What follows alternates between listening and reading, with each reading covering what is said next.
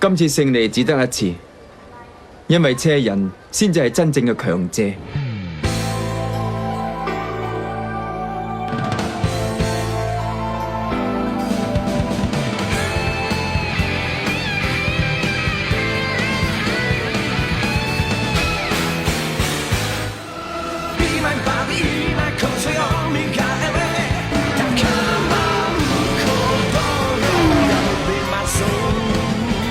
呢一個細路係咪妖怪嚟㗎？直情係妖怪嚟啦！我要去收服佢。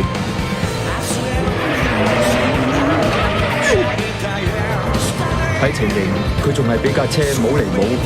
你係被選中，你個名就係叫做家伙。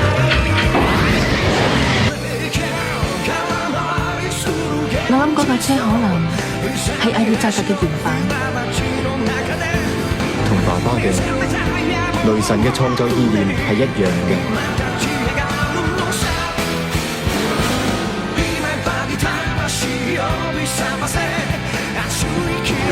家伙嚟緊。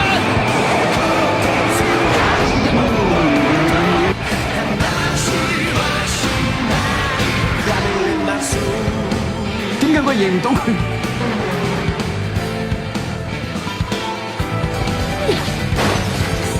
你究竟有咩陰謀？你俾架咁嘅車家伙揸？或者黃亞真係會整死家海你？我哋車廠有臨時嘅對策應付今次嘅事件㗎啦。我唔希望再令車人咁樣，我想佢好好咁作戰。我冇辦法講得出口，同車人講唔到。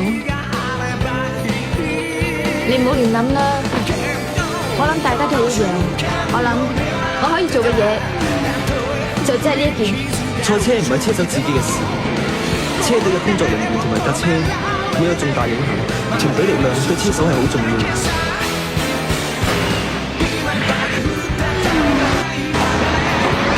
就算師兄俾你過，我都唔會。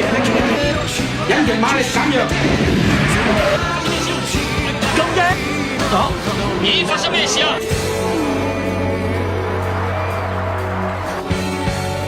我覺得你應該亦都有能力為佢做好多嘢。我係會全力作戰，我係唔會俾佢哋贏嘅。我應該點做好？點先可以贏到佢？你究竟要點做先可以贏到豐田車人？其實黃亞竟然教咗你應該點樣做嘅。我知啦，你都要俾心機嘅。